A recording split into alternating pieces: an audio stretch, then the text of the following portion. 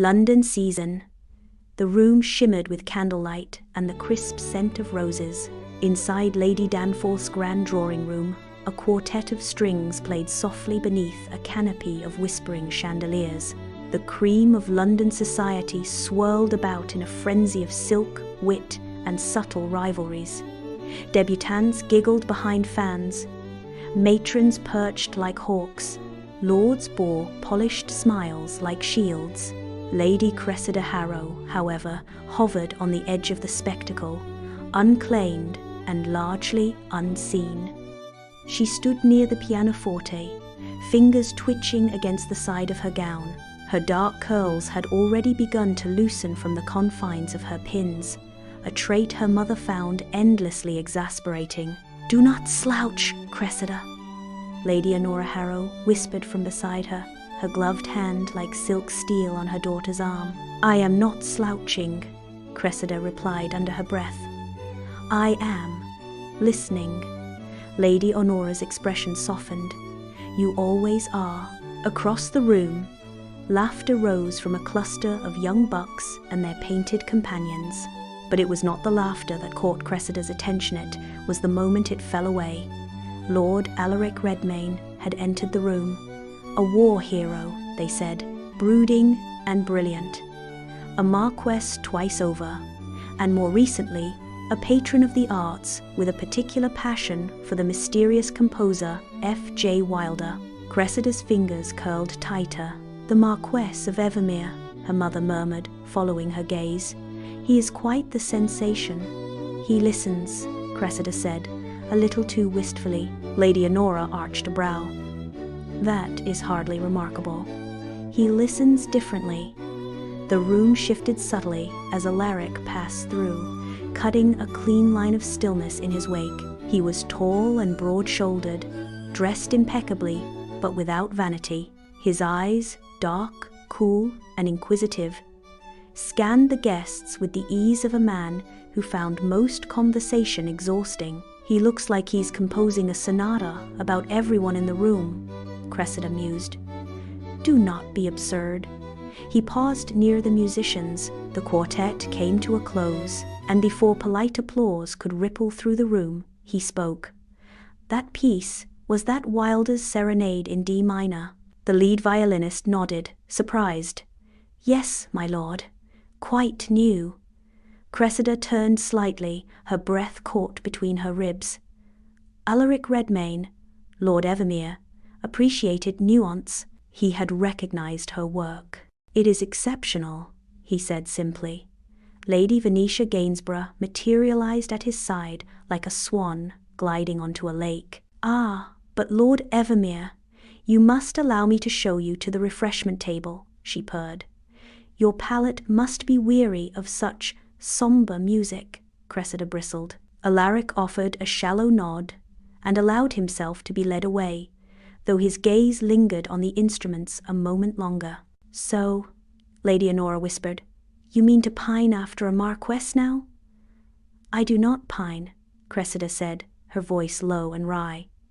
"I compose." Later that night, after the carriages had rattled off into the mist and Lady Harrow had gone to bed, Cressida sat alone at her pianoforte. The room was dim, but alive, with the candlelight she preferred just enough to dance, not to blind. Her fingers hovered above the keys. She played, quietly, purposefully, notes like breath, chords like memory.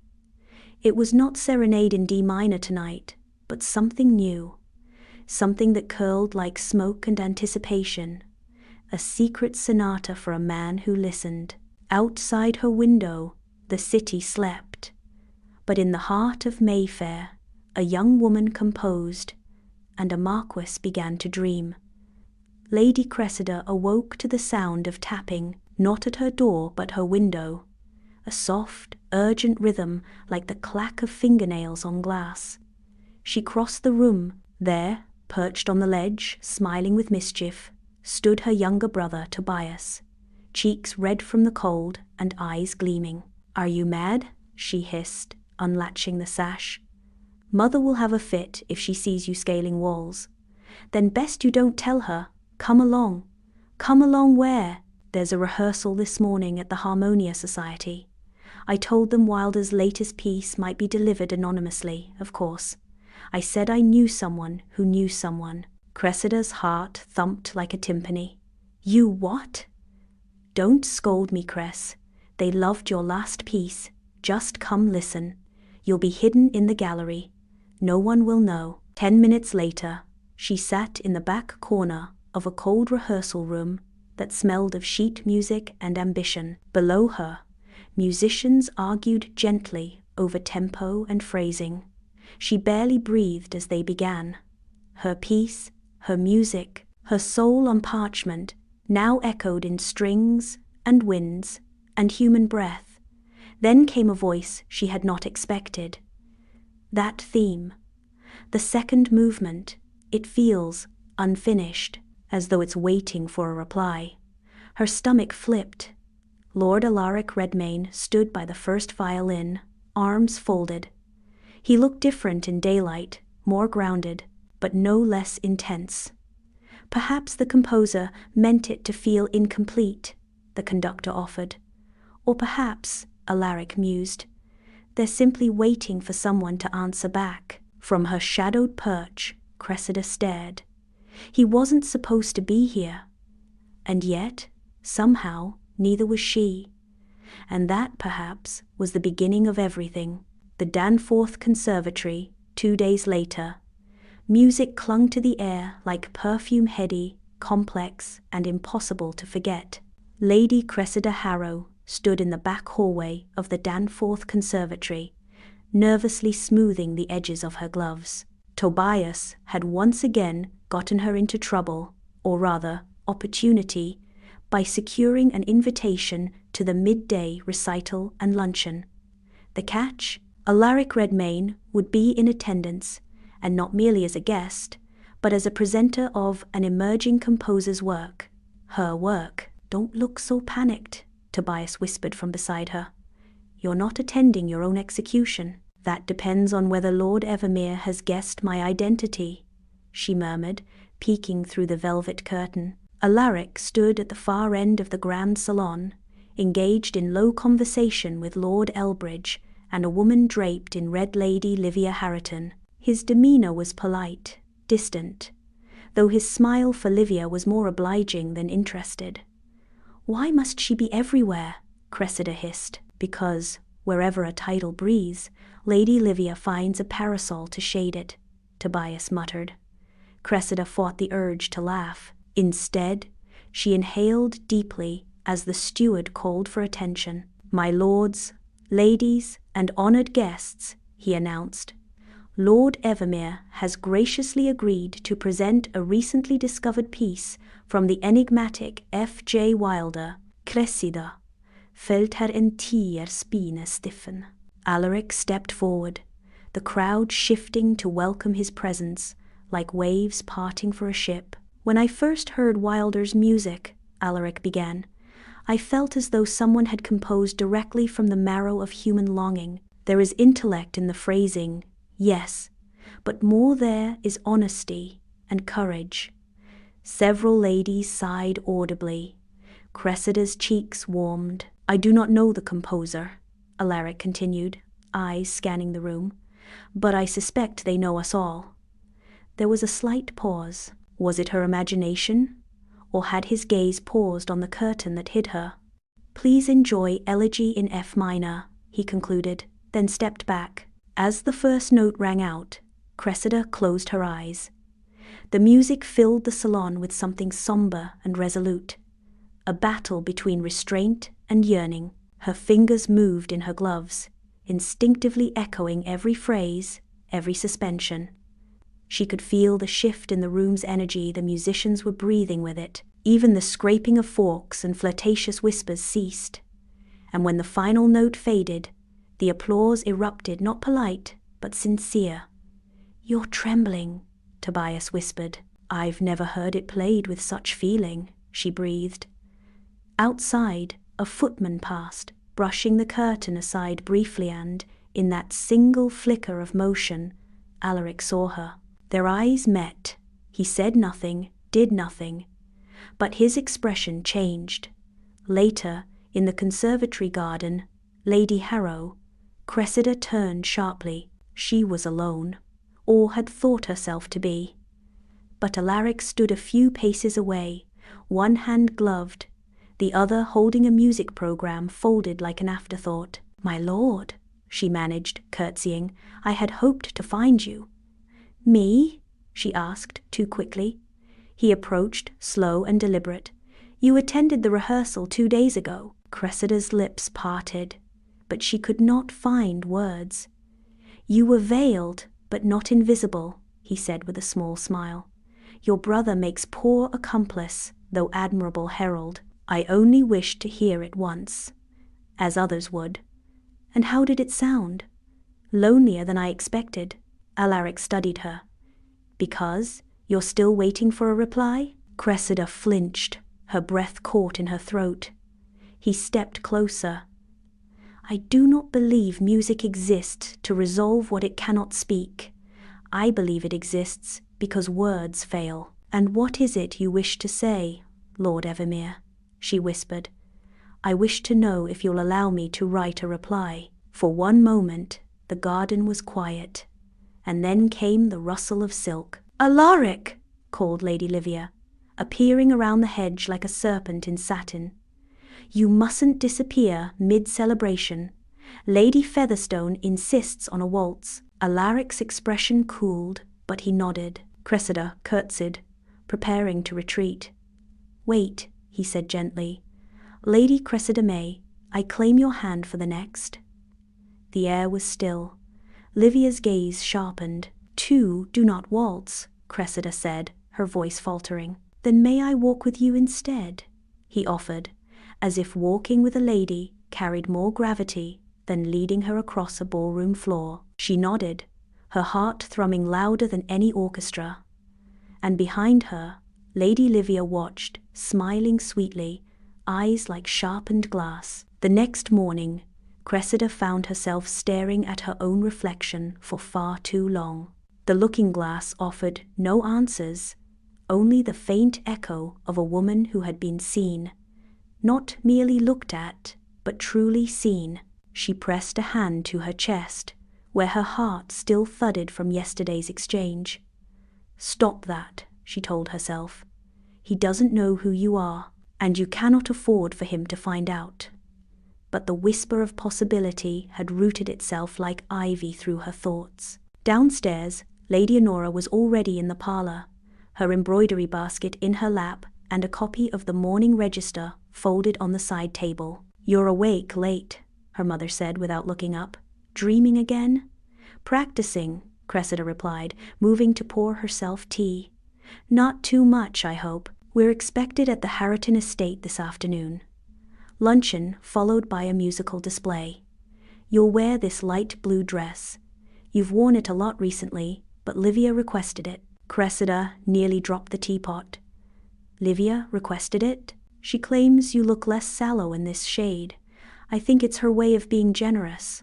Or marking her territory," Cressida thought darkly. Still, she decided to wear the dress and pin her curls more tightly than usual. Lady Livia Harrington always made sure her guests understood their place, and Cressida knew hers. Not yet married, not wealthy, and not exceptional in the eyes of society. Only Lord Evermere's eyes had lingered at previous events. The Harrington estate, mid-afternoon, the drawing room was a vision of coordinated charm-peach-colored drapery, ornate gold-trimmed mirrors, and harp music playing softly in the background. Lady Livia was luminous in a gown of royal purple damask, her laugh light as whipped cream. "You simply must meet Lord Evermere again, Cressida," she said sweetly, linking their arms. "He was so curious about you." Cressida's stomach turned. "Curious?" Livia tilted her head. "About the music, mostly. Well, the mysterious F.J. Wilder. Can you imagine? Some say it might be a foreigner, or a recluse with a broken heart. Isn't that deliciously tragic? Perhaps it's simply someone who values privacy," Cressida said lightly. Livia blinked. "How dull." Alaric arrived shortly thereafter, not in uniform, but in a dark grey coat that matched the grey in his eyes. He bowed over Lady Livia's hand with courtly ease, but when he turned to Cressida, something shifted. "Lady Harrow," he said, holding her gaze, "you chose not to dance yesterday. I feared my steps would prove unremarkable." "I doubt anything about you is unremarkable." Livia's fan snapped open with a little crack. Cressida smiled, cautious. "Perhaps I'm better judged by my silences than my waltzes. Then I shall endeavor to listen more closely." Before she could respond, a footman entered with a tray of letters. "One for Lord Evermere," he said. Alaric accepted the envelope, frowning as he broke the seal. His eyes skimmed the page, then stopped. His expression didn't change, but the temperature of the room seemed to. "Forgive me," he said, folding the letter carefully. "There's been a development at the conservatory. I must depart." "So soon?" Livia protested. "But you've only just arrived." "My apologies," he said smoothly. "Lady Harrow," he added, bowing slightly to Cressida.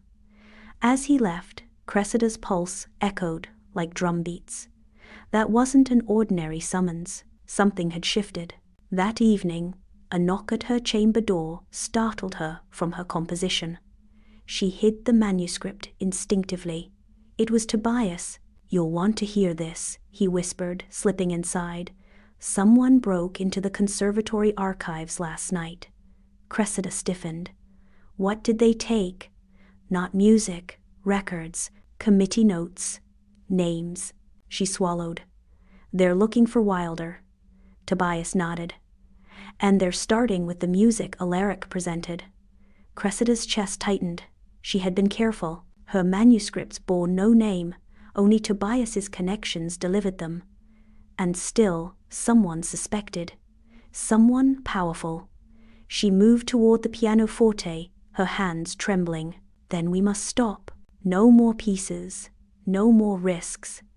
But even as she said it, a new melody bloomed in her mind, haunting and impatient, a reply to a question only one man had dared to ask. "I don't think you can stop," Tobias said gently. And Cressida knew he was right. The next morning dawned with a soft drizzle that washed the city in shades of silver and melancholy. Cressida sat by the window, her breakfast untouched, watching raindrops race down the glass, each one a measure, a note, a thought she could not quiet. "Are you ill?" Lady Honora asked sharply from her seat across the table. "No, merely thoughtful. Thought in excess leads to wrinkles. Eat your eggs." Cressida picked up her fork obediently, but could not swallow. The melody from last night still hummed beneath her skin, her unfinished composition that Alaric had somehow heard, not merely in sound, but in spirit. After a terse silence, her mother folded her napkin with delicate severity. "You've been unsettled." Cressida blinked. "Have I? Ever since that man, Lord Evermere, began sniffing around your music." "He is hardly sniffing, Cressida." Her mother's voice cut like a harpsichord string. "You are a young lady of rank, not some brooding virtuoso tucked into a garret. Whatever flirtation you imagine blooming between the two of you must be stifled immediately. A man of his stature does not court composers." Cressida set her fork down with careful control. And what if he were not courting a composer, but simply admiring the music? "Then he is foolish, or worse, he pities you." That stung. But before Cressida could find a retort, a sharp knock came at the door. A footman entered with a note. Delivered expressly for Lady Cressida. Her mother's gaze narrowed. "From whom?" The footman hesitated. It was unsigned. Cressida's pulse quickened. She took the note, hands trembling slightly. Inside, penned in deliberate, slanted script, "Lady Harrow, there are questions only music can ask. Might I persuade you to assist me in answering them? The Green Salon, Conservatory Hall, Wednesday at 4. No names, just notes. Signed A. She read it twice, lips parted, then folded it quickly. "Well?" Lady Honora asked. "An invitation to a musical salon," she said smoothly. "From Lady Wexford. She's heard I play a little." Her mother nodded, satisfied. At last, someone of sense. But the fire in Cressida's chest had nothing to do with Lady Wexford. Wednesday, 4 o'clock. Conservatory Hall. The green salon was smaller than the main hall, with dusky velvet drapes and worn but beautiful instruments lining the walls. A pianoforte sat in the center, expectant. Cressida entered through the side entrance, Tobias trailing behind her like an eager shadow. "You're mad for coming," Tobias whispered. "You're madder for helping me." He grinned. A door creaked. She turned. Alaric stepped inside. No guards, no servants, no pretense, just a man and his curiosity. "You came," he said, voice soft with surprise. "I might say the same of you." "You are not what I expected," he said, approaching the pianoforte. "No one ever is." He rested his fingers on the lid of the instrument. "Did you compose the serenade in D minor?" Cressida hesitated. "Why do you ask questions you already know the answers to?" "Because knowing and hearing are not the same." They locked eyes, and something invisible clicked into place between them, like a key turning in a very old lock. He gestured to the seat. "Play something." "I'm not in the habit of performing for marquesses." "Then consider me merely a man in need of music." She sat, adjusting her gloves. "And what would you like to hear?" "Something true." So she played. Not Wilder, not Harrow, just Cressida. The melody was low and winding at first, a bit somber, almost hesitant, but then it soared, twining hope and longing and rage and wonder, until the room itself seemed to pulse with sound. When it ended, silence fell like velvet. Alaric didn't speak for a long time. Finally, he said, "It was you, all of it." "I am not Wilder," she said quickly. "No, but you are the reason he exists." A pause. "And yet," he added, stepping closer, "you hide. Why?" "Because society would not applaud me, they would devour me. Because young ladies are not meant to compose symphonies. Because I do not care to be burned at the stake for passion." He studied her. "I would not let them, Lord Evermere." "Alaric," he said gently. "Alaric," she repeated, quieter. "You have no idea the cost of my truth." "Then let me help pay it." Before she could reply, voices echoed beyond the corridor. "Someone's coming," Tobias hissed. Cressida stood in a rush. "We must go, now." But Alaric reached for her wrist. "Will I see you again?" "Only if you keep my secret." "Then I shall guard it with everything I am." She fled, heart thundering louder than any overture. A few days later, the rain came swiftly over Mayfair, soft as lace at first, then insistent as it beat against the window panes of Evermere House. Cressida had not meant to come. She had rehearsed a dozen reasons to refuse Lord Evermere's invitation, each logical, each firm, but none had survived the echo of his voice in her thoughts, low and sincere, when he said, "I would like to hear you play. Not Wilder, you." And now here she was, standing in his music room like an interloper in a sonnet. The chamber was nothing like she expected. No cold grandeur, no ostentation, just a long, narrow room filled with instruments and silence. A cello rested on a velvet cradle. Sheet music spilled in unruly stacks near the pianoforte. Everything was. Alaric stood near the fireplace, his cravat loosened, one arm resting against the mantel. He had removed his outer coat. "You came," he said quietly. "You invited me," she replied. He smiled, not the polished one he wore at balls, but a private smile that felt like an unveiling. "I worried you'd think me presumptuous," he said. "You are," she said, stepping closer. "But not objectionably so." He chuckled.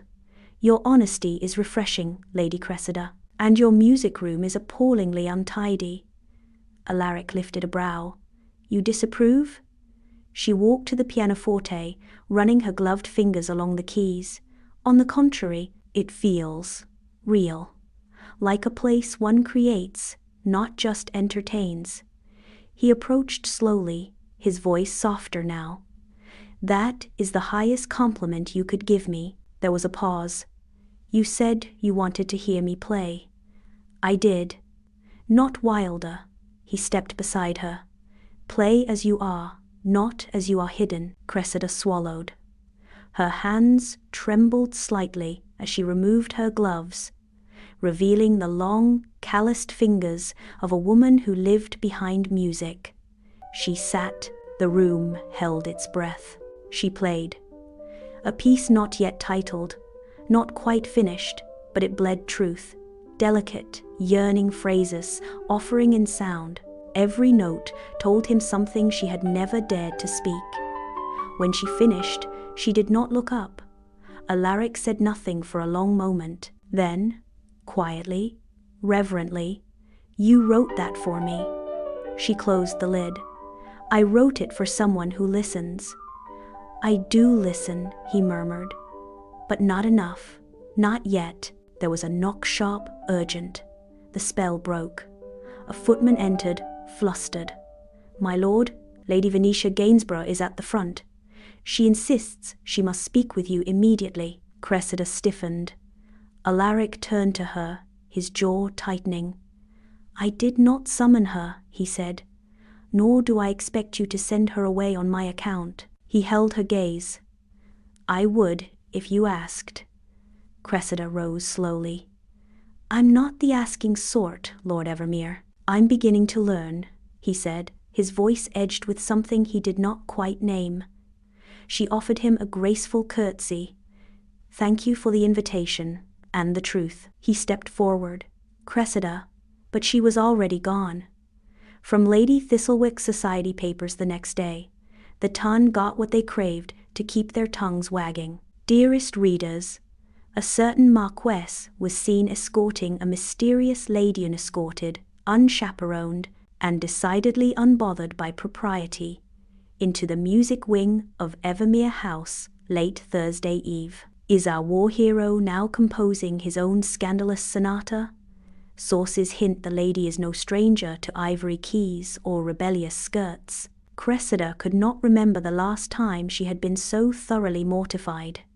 Lady Venetia had likely waited mere minutes before spreading the tale of her visit to Evermere House, and judging by the side eyes at Grafton's tea rooms that morning, everyone had read Lady Thistlewick's latest flourish of ink and implication. "You mustn't let it wound you," said Miss Imogen Harfield, her friend and occasional confidant, stirring her tea far too vigorously. "Oh, it doesn't wound me," Cressida replied, eyes scanning the tea room's many pointed glances. "It annihilates me." Imogen leaned forward, her voice hushed. "But did he kiss you?" "Imogen," said Lady Cressida with feigned shock. "Well, one must ask. You're a composer, and at the same time, human. Did he look at you as though he might?" Cressida paused. He listened as though he already had. Imogen sighed dreamily. "He's ruined for anyone else, then." The bell above the door jingled. Heads turned. Lady Honora Harrow swept in with the force of a regimental commander. Her feathers were a bit too rigid, her gloves tugged too tightly.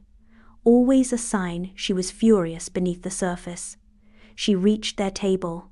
"We are leaving." "But we've only just," Cressida began. Her mother thrust a folded paper into her hand. "Explain this." Cressida glanced at the headline. "Ah, yes. Ah, do you wish to see your name sullied beyond salvation? Your prospects destroyed by pianoforte and pride? Better sullied by my art than married to a man who'd sooner tune a harpsichord than a heart." Honora narrowed her eyes. You think yourself clever, but cleverness won't rescue you from spinsterhood. Imogen cleared her throat. Should I fetch more tea? No, Cressida said, standing.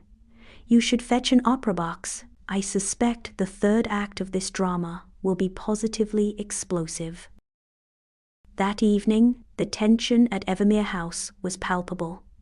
Alaric stood before the same pianoforte where she had played, reading the column again. Lady Venetia Gainsborough had struck back through ink and whispers.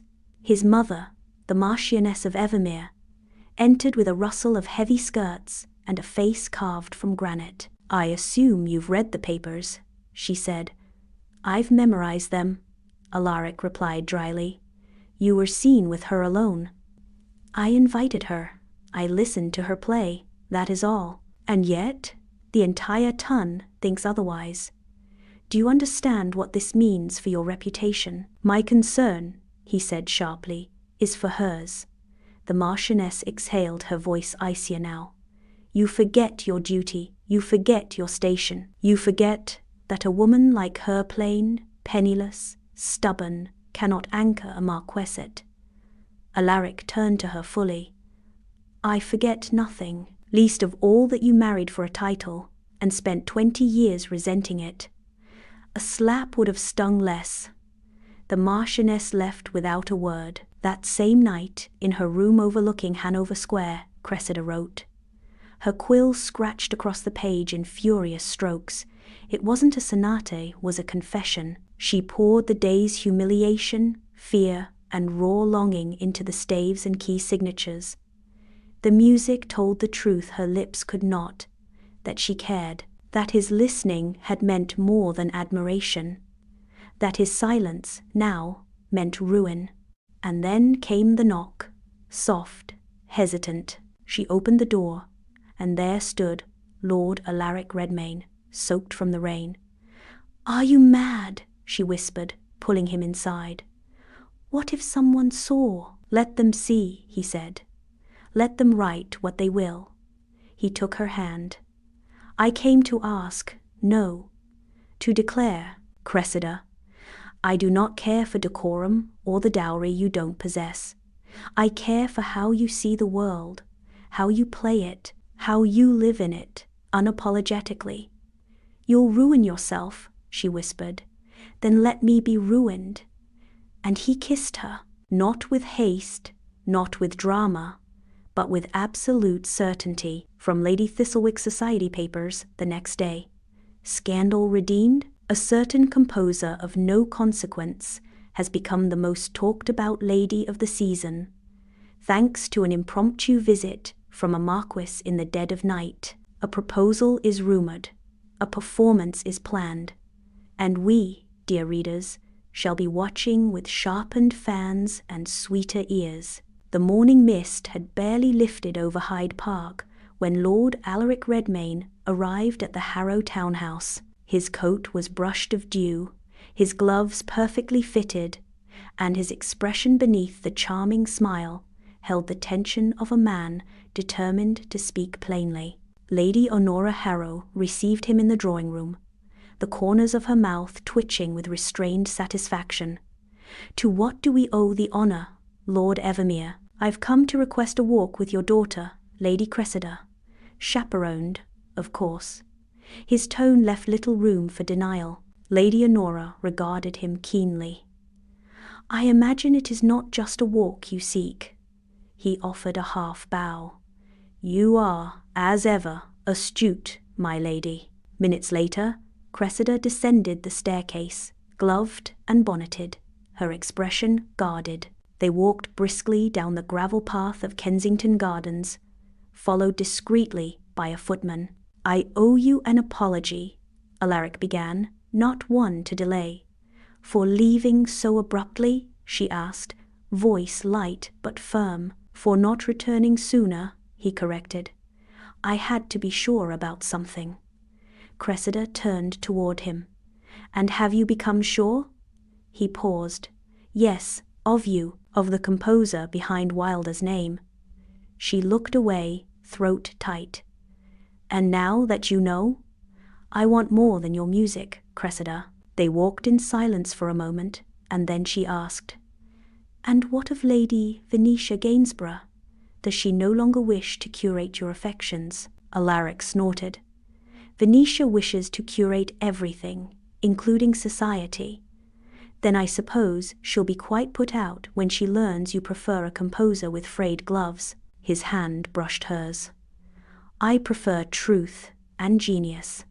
And you, but truth, as always, came with cost." By the time they returned to Mayfair, word had reached the Duchess of Ashcombe, Alaric's formidable aunt. That afternoon, Cressida was summoned to tea at the Ashcombe estate, a grand and intimidating house with too many mirrors and not enough warmth. The Duchess severe, silver-haired, greeted her with the chill of a late frost. "I hear my nephew is quite taken with your talents, Lady Cressida," she said, pouring tea without asking her preference. "I'm grateful for his kindness." The Duchess's eyes flicked upward. "Kindness is not affection, my dear, and certainly not reason for marriage." Cressida stiffened. "You were not bred for such a station, nor prepared to endure the scrutiny it brings. Whatever charms you possess, I suggest you channel them into your compositions, not the heart of a marquess." And with that, the tea was over. Cressida left with her spine straight and her resolve ignited. That evening, she sat again at her pianoforte and began to write. Not a sonata, a symphony. And Lady Thistlewick's scandal sheet the following morning?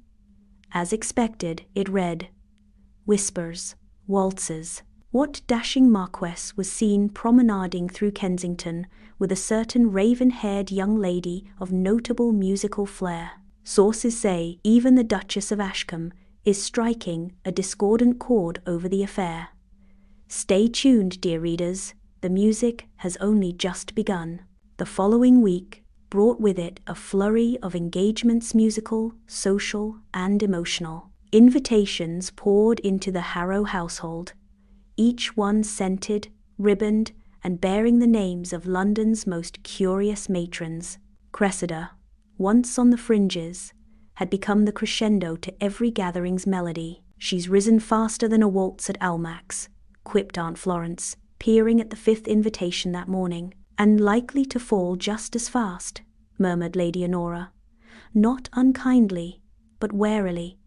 But Cressida stood unmoved. Her days were filled with rehearsals for Lady Brimwell's charity musicale, her fingers calloused and her eyes weary. And every evening she received a note each signed simply, "A. Meet me where the notes climb higher than scandal. Tonight." It had begun as Folly Alaric sneaking into the Harrow music room under cloak of darkness, accompanied by laughter, unfinished sonatas, and stolen glances. But now it had become something neither dared name. "You shouldn't be here," she whispered one night as he hovered beside her at the pianoforte. "And yet here I am, in E major." She snorted, then quieted when he took her hand and placed it gently over his heart. "Feel that. That's not rebellion, it's rhythm, yours." Before she could answer, the music room door creaked. They both froze. Lady Honora's shadow crossed the hallway, and only the dimness saved them from scandal. "Go," Cressida whispered urgently. "Please." He brushed a kiss against her knuckles before disappearing into the night, like a song unfinished. Meanwhile, Venetia Gainsborough was not idle. Seated in her rose-laced drawing-room, she studied a missive bearing her father's crest.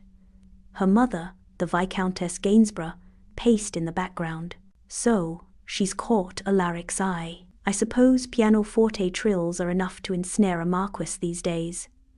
Venetia folded the letter. "She's talented, but talent doesn't survive London's frost. I, on the other hand, endure." Her mother stopped pacing. "Then you know what must be done." Venetia smiled. "I've already sent the Duchess a copy of Cressida's birth record. One can't marry the daughter of a banker composer, or not without consequence." The next morning, Cressida found her way barred figuratively and literally. Lady Brimwell, who had previously praised her genius, now informed her that her performance at the musicale was no longer required. "I regret the inconvenience, Lady Cressida, but there has been a realignment in the program. But my duet with Lord Evermere will be performed by Lady Venetia Gainsborough instead. She assures me she is adequately prepared." Cressida's hands curled into fists. "This is politics, not music." Lady Brimwell smiled. "My dear, in society, they are the same." That night, Cressida walked the length of her bedroom, sheet music scattered like fallen petals. She lifted her pen, crossed out notes, rewrote harmony sand, then stopped. Enough. She tore the pages clean from the journal and began composing something entirely new. A duet, but this time for herself alone. From Lady Thistlewick's hand. "Dearest readers, the stage is set, and not all players are in tune. One duchess whispers of bloodlines, while another lady sharpens her claws with treble clefs. Will the maestro's muse be silenced, or will she strike a chord so pure even scandal cannot touch it?" The Duke of Halverton's annual masquerade was the stuff of legend-glittering chandeliers, a string quartet from Vienna, and more whispered secrets per square foot than any royal court. Cressida Harrow had never attended such an event, but tonight she entered beneath the grand marble arch of Halverton Hall, in a gown the color of moonlight and a mask of silver filigree. Her identity was barely concealed, yet she felt bold behind the maskers if Cressida the composer, not Cressida the debutante, had finally stepped into the ballroom. Across the crowd, Alaric Redmayne Lord Evermere caught sight of her. Even masked, he knew her by the set of her shoulders and the music in her gait. He was at her side in moments. "You look like a secret," he murmured. Cressida's lips curved. "And you look like a man with something to confess." Their banter was interrupted by Lady Venetia Gainsborough, resplendent in sapphire and clearly unamused. "Lord Evermere," she drawled, eyes darting between the pair. "Surely you cannot be taken in by moonlight and mystery. Some masks hide more than just faces." Before Alaric could retort, Lady Thistlewick swept past with her notebook, scribbling furiously. "Whispers, waltzes, early edition. A masked composer meets her marquess in a waltz that's anything but anonymous. But beware, dear readers. The sharper the music, the deeper the scandal." As the evening progressed, Alaric led Cressida into a side chamber away from the crowd. A pianoforte sat idle near the hearth. "Play something," he said softly. She hesitated, then sat and began to play not one of Wilder's compositions, but her own. A new melody, bold and unrepentantly hers. As the final notes hung in the air, Alaric stepped forward. "Marry me, Cressida. I'll face the Duchess, the Tun, even Lady Thistlewick herself, if it means I get to hear your music every day." She stared at him, stunned. "You'd risk your title for a girl with ink-stained fingers. I'd risk far more for the woman who gave the world Wilder." Outside, a clock chimed midnight. In that moment, masks slipped, doubts faded, and everything changed. But in the drawing rooms of Mayfair, change never goes unnoticed, especially not by the Duchess of Ashcombe. Whispers, waltzes. My dearest readers, the Duchess is not amused, but as every composer knows, even discord can build to harmony, or a final, resounding crash. Morning found Alaric in his study, the proposal still fresh on his tongue, and his heart caught somewhere between elation and dread. A letter lay unopened on his desk, bearing the seal of the Duchess of Ashcombe. He broke the wax and unfolded it. "My dear nephew, tea, today, noon. Bring no one, especially not your little musician. Signed, W."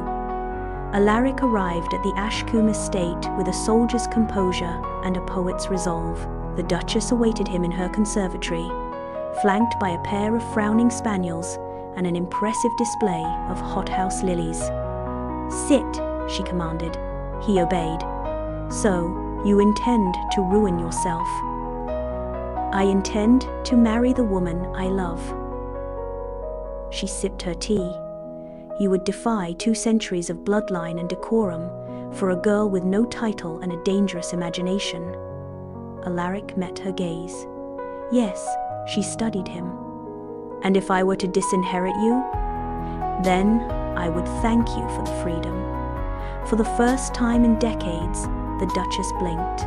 Elsewhere, Lady Cressida sat with her father in the music room of their home. The old baron, usually content to read in silence, now turned pages of her latest score with trembling fingers. "It is brilliant," he said, his voice hushed. "Does Lord Evermere know he is marrying a genius?" She smiled faintly. "I believe he suspects." Just then, Lady Honora burst in, face flushed.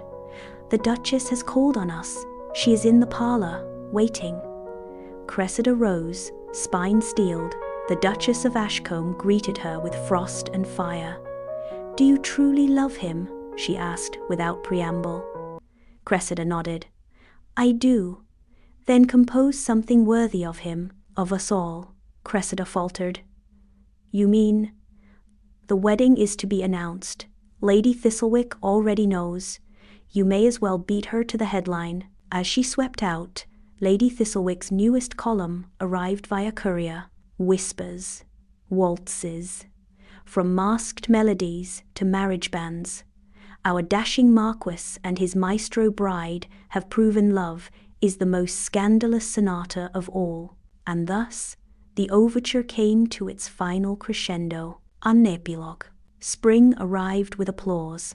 The wedding of Lord Alaric Redmayne and Lady Cressida Harrow was the event of the season, attended by half the ton and the entirety of Mayfair's gossip circuit. The ceremony was held at the Duke's private chapel, fragrant with wisteria and harp music that shimmered like dew.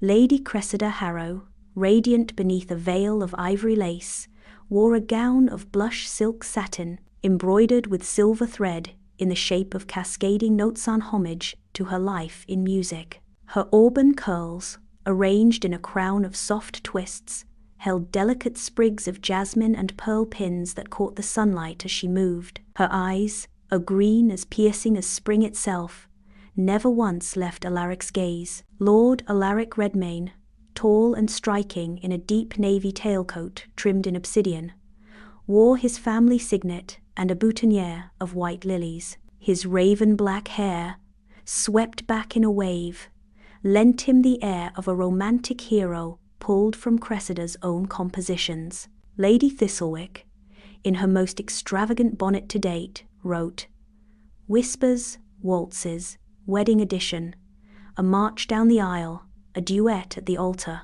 The Maestro and her Marquess prove that love when set to music is impossible to silence. Cressida's wedding gift to Alaric was a composition. Redmayne's Rhapsody, played at their first dance, and later published under her name with Wilder, now a mystery solved. The Duchess of Ashcombe attended in full regalia. When the vicar asked if any objected to the union, she merely raised a brow. That, it seemed, was her blessing.